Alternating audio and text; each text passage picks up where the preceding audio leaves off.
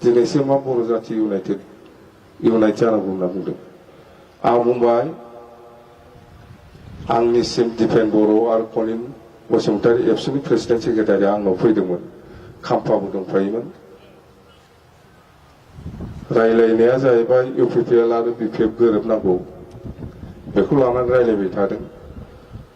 खाम्फाबो दङमोन दिपेन बर' आबसुनि president कनिन Basumatary आबसुनि general secretary आंखौ लोगो हमफैदों डिसिसना जाहैबाय हाग्रामा महिलारिजों प्रमद बर'जों मोनसे टेबोलाव जिरायबानो समाधान जासिगोन जोबसिगोन समस्या जोंनि गेजेराव जा बुर बुजावजि दं ओमफ्राय आंनाव कनसेन्ट लाफैदों नालाय आं बुंबाय आंहा जेबो आपत्ति गैया आंनो फ्रि आं रायलायगोन होननानै खोन्थाहरदों दिपेन बर' दं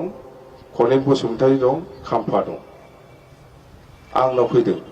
जे नों जिरायगोन ना जिराया प्रमद बर'जों रायलायगोन ना रायलाया होननानै आंथ' रायलायो मानो रायलाय जानो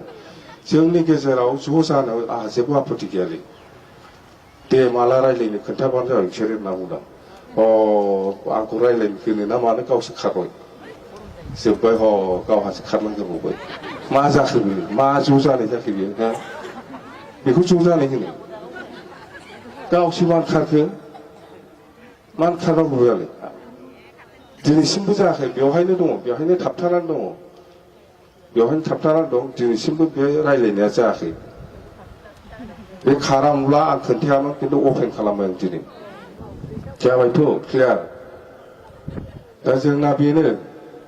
खिन्थु आं स्पस्ट बुंबाय गभर्नमेन्टआ जों दागोनलै गभर्नमेन्टआ जों दागोन गभर्नमेन्टखौ आरो जों खामानि मावगोन गोबां खामानि मावनांगौ दं जों मावलांगोन कमिटमेन्ट होनाय दङ रायजोफोरनो आरो बिटिसिखौ साबसिननिफ्राय साबसिन खालामनो नाजानाया जोंनि थांखि बे हिसाबै जों खामानि मावलांगोन रावबो जेबो खालामनो हाया रावखौबो दागि रावखौबो गिना जों दङ आं दङ सोरलाय मा खालामबाय नों जोंबो आन्दलनखारिसो